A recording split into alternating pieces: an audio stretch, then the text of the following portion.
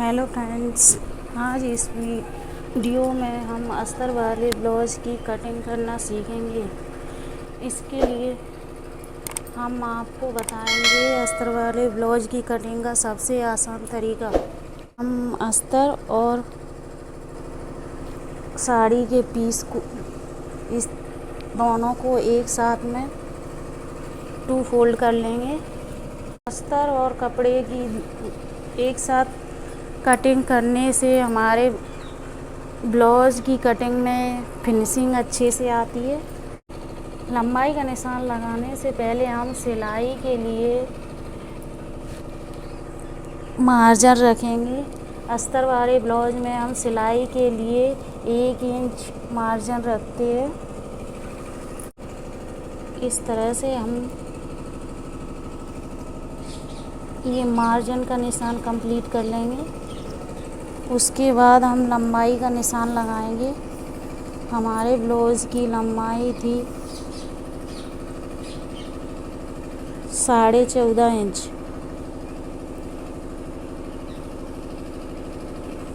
ये हमने 14.5 इंच पर एक लंबाई का पॉइंट लगाया और इस पॉइंट को इस तरह से मिला लेंगे। ब्लाउज का निशान लगाने से पहले दोस्तों हम आप लोगों को एक बात बताना चाहेंगे। गले का निशान हम बंद साइड में और आर्म होल का निशान हमेशा हम खुली साइड में लगाते हैं। हमारे ब्लाउज के शोल्डर थे 5.5 इंच कि यहाँ पे हमने एक 5.5 इंच पर शोल्डर का निशान लगाया। उसके बाद हम आर्म होल की लंबाई लेंगे।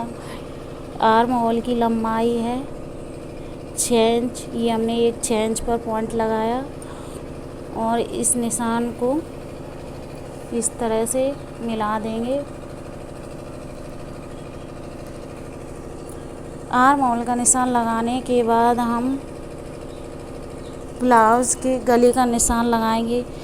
ये हम ब्लाउज़ के बैक साइड की कटिंग का निशान लगा रहे हैं। ब्लाउज़ के गले की चौड़ाई हम 2.5 इंच रखेंगे। चौड़ाई के लिए हमने एक 2.5 इंच पर पॉइंट लगाया। बैक साइड के गले की लंबाई थी 8.5 इंच। ये हमने गले की लंबाई के लिए एक पॉइंट लगाया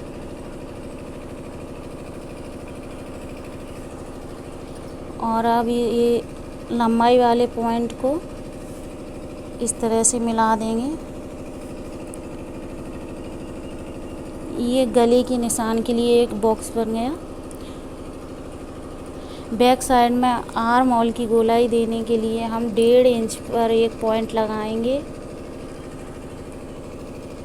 और इसी पॉइंट को मिलाते हुए हम आर्म होल की गोलाई का शेप देंगे। गले और आर्म होल का निशान लगाने के बाद हम ब्लाउज के चेस्ट का निशान लगाएंगे। हमारे ब्लाउज के चेस्ट है 36 इंच।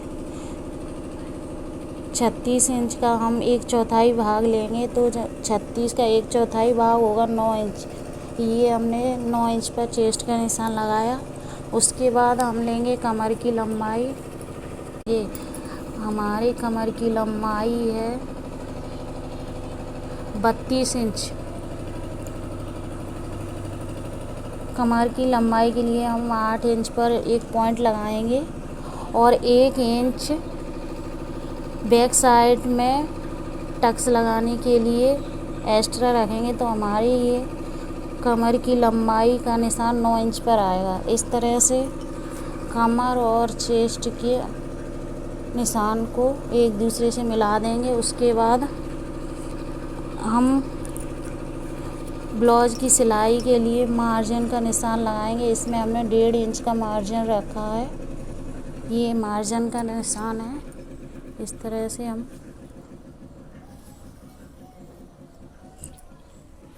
मार्जिन के निशान को लगाएंगे। उसके बाद बैक साइड के टक्स का निशान लगाएंगे। टक्स का निशान हम शोल्डर के बीचों बीच में इंची टेप को रखते हुए कमर के निशान से 4.5 इंच की दूरी पर लगाएंगे। ये हमारे बैक साइड की कटिंग का निशान कंप्लीट हुआ। अब हम लगाएंगे फ्रंट साइड का। सबसे पहले हम ब्लाउज की लंबाई लेंगे। ब्लाउज की लंबाई थी 14.5 इंच। फ्रंट साइड में हम बैक साइड की लंबाई से 1 इंच ज़्यादा रखते हैं, तो फ्रंट साइड में हम 15.5 इंच पर निशान लगाएंगे। इस तरह से हमने ये लंबाई का निशान कंप्लीट किया। और ये अस्तर वाला ब्लाउज है, तो इसमें हम सिलाई के लिए 1 इंच मार्जिन रखेंगे। ये हमारे सिलाई के लिए 1 इंच मार्जिन है। और ये शोल्डर का निशान है। शोल्डर का निशान फ्रंट साइड और बैक साइड दोनों में एक ही उस पे लगाते। ये शोल्डर का निशान हमने लगाया था 5.5 इंच पर। तो यहीं से हम आर्म होल की लंबाई लेंगे। आर्म होल की लंबाई फ्रंट और बैक साइड दोनों में सेम रहती है, इसलिए हम 6 इंच पर एक पॉइंट लगाएंगे। और आर्म होल की गोलाई का शेप देने के लिए फ्रंट साइड में हम 1 इंच पर पॉइंट लगाएंगे और इसी पॉइंट को टच करते हुए गोलाई का शेप देंगे। इस तरह से हमने आर्म होल की गोलाई का निशान लगाया। उसके बाद हम गले का निशान लगाएंगे। गले का निशान लगाने के लिए हम 2.5 इंच पर ये पॉइंट लगाए, उसी से लंबाई लेंगे गले की।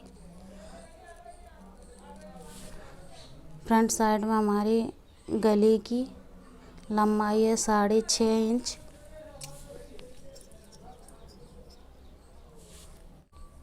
गले का और आर्म होल का निशान लगाने के बाद हम चेस्ट का निशान लगाएंगे।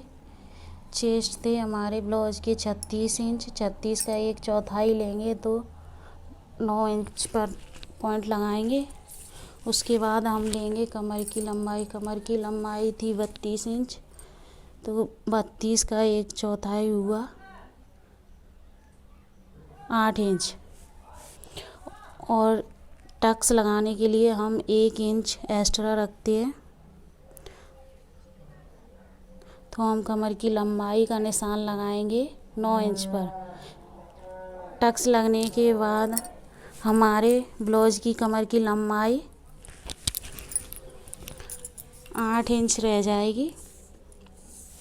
इस तरह से हम चेस्ट और कमर की लंबाई के निशान को मिला देंगे। उसके बाद हम मार्जिन का निशान लगाएंगे। इसमें हमने ब्लाउज की सिलाई के लिए मार्जिन रखा है ये 1.5 इंच। इस तरह से हमारा ये मार्जिन का निशान कंप्लीट हुआ। चेस्ट और कमर का निशान लगाने के बाद हम बेल्ट का निशान लगाएंगे। बेल्ट का निशान शोल्डर के बीचों बीच रखते हुए 12.5 इंच की दूरी पर, ये देखिए हमने 12.5 इंच पर बेल्ट के लिए निशान लगाया। इस तरह से हम बेल्ट के निशान को दोनों साइड लाइन खींचकर तैयार कर लेंगे।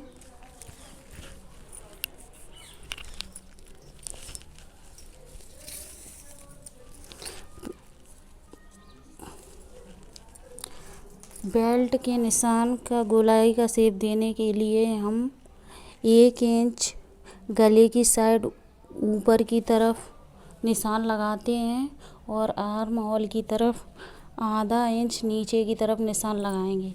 अब इसी से हम बेल्ट की गोलाई का शेप देंगे इस तरह से। उसके बाद हम टक्स का निशान लगाएंगे। टक्स का निशान हम चेस्ट का 10वां भाग लगाते हैं, इसलिए हम पहले टक्स का निशान 4.25 इंच पर लगाएंगे।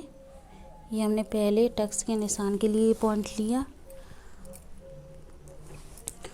और इसकी लंबाई 2.5 इंच। इस तरह से हमने पहला टक्स कंप्लीट किया और 1.5 इंच की दूरी पर तिरछा रखते हुए दूसरे टक्स का निशान और तीसरे टक्स का निशान सीधा रखते हुए 1.5 इंच की दूरी पर लगाएंगे और चौथे टक्स का निशान तिरछा रखते हुए 2.5 इंच की दूरी पर हुक और काज पट्टी की तरफ लगाएंगे। इस वाले टक्स की लंबाई आर्म होल की तरफ से 2 रखते हैं। अब इन दोनों पॉइंट्स को इस तरह से मिला देंगे और इस वाले टक्स की लंबाई आर्म होल की तरफ से 2.5 इंच पर रखते हैं। इस तरह से हम चौथे टक्स के निशान को मिला देंगे।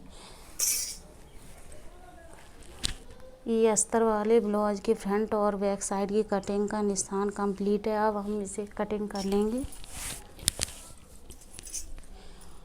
अस्तर और कपड़ा दोनों को एक साथ कटिंग करने से हमारी ब्लाउज की कटिंग में अच्छी सी फिनिशिंग आती है। इस तरह से हमने इस ब्लाउज की कट कर लिया।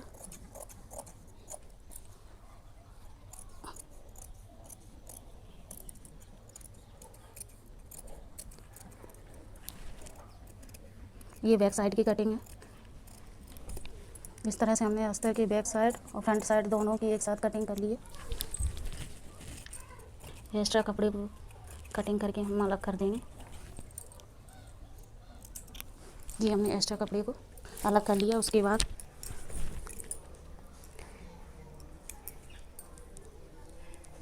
अगर हमें ब्लाउज के गले को डिज़ाइन वाला बनाना है तो इसकी कटिंग ना करते हुए हम इसे डिज़ाइन का शेप दे के डिज़ाइन वाला गला बना सकते हैं। और नहीं फिर इसमें गोलाई का शेप दे के हम यहाँ से गले की कटिंग दोनों की एक साथ कर देंगे। गले की कटिंग एक साथ कर देंगे तो इसी कपड़े से हमारे हुक और काज की पट्टी दोनों निकल आएंगी। इसमें मैं डिज़ाइन वाला गला बनाऊंगी, इसलिए इसकी कटिंग अभी नहीं कर रही हूँ, बाद में करूँगी। इस तरह से हमने ये बेल्ट की कटिंग कर ली है। ये हमारे अस्तर और कपड़े दोनों की कटिंग एक साथ कंप्लीट हो गई।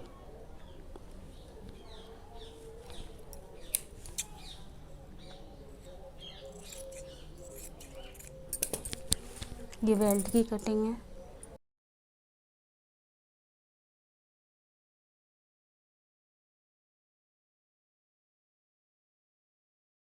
इस तरह से हम बैक साइड और फ्रंट साइड दोनों को अलग कर लेंगे। ये हमारी बैक साइड की कटिंग है और ये बेल्ट है। और फ्रंट साइड में इस तरह से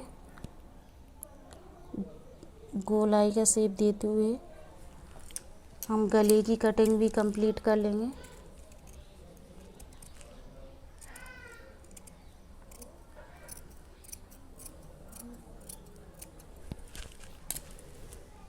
इस तरह से हमने अस्तर वाले ब्लाउज की बहुत ही ईजी तरीके से फिनिशिंग के साथ कटिंग कंप्लीट कर ली है। अब हम आस्तीन की कटिंग करेंगे। आस्तीन की कटिंग करने के लिए हम इस कपड़े को एक साथ 4 फोल्ड करते हुए, ये हमने लिया है आस्तीन के लिए कपड़े और अस्तर का 4 फोल्ड किया हुआ। इस तरह से हम इसे रखेंगे। सबसे पहले हम लेंगे आस्तीन की लंबाई। ये आस्तीन की लंबाई थी 5 इंच, तो हमने ये 5 इंच पर निशान लगाया और 1 इंच पर हम सिलाई के लिए मार्जिन रखेंगे। इस तरह से ये लंबाई के और ये मार्जिन पॉइंट। उसके बाद हम लेंगे आस्तीन की चौड़ाई। आस्तीन की चौड़ाई थी 6 इंच, ये 6 इंच पर और 1 इंच सिलाई के लिए मार्जिन और इधर से 2.5 इंच पर गोलाई का शेप देने के लिए हम पॉइंट लगाएंगे। इस तरह से हम इस पॉइंट को सिलाई वाले मार्जिन और चौड़ाई वाले मार्जिन दोनों से मिला देंगे। उसके बाद हम आस्तीन की गोलाई का शेप देने के लिए यहाँ से 2 इंच पर एक निशान लगाएंगे और इसी निशान से हम गोलाई का शेप देंगे आस्तीन की, इस तरह से। और आधे इंच पर फ्रंट साइड में आस्तीन की कटिंग करने के लिए आधे इंच पर निशान लगाते हैं। इस तरह से हम आधे इंच पर एक पॉइंट लगाएंगे और फ्रंट साइड के लिए कटिंग का निशान लगाएंगे इसी पॉइंट से। इस तरह से हमने फ्रंट साइड के लिए ये निशान लगाया। अब इसी निशान से हम आस्तीन की कटिंग कर लेंगे इस तरह से।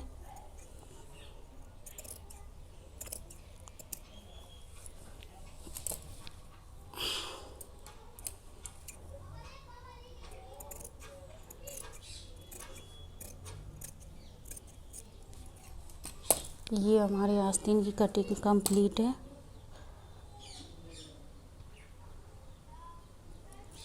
अब इसी आधे इंच के निशान से हम फ्रंट साइड में कटिंग दे देंगे इस तरह से। ये हमने फ्रंट साइड के लिए कटिंग का निशान लगा दिया।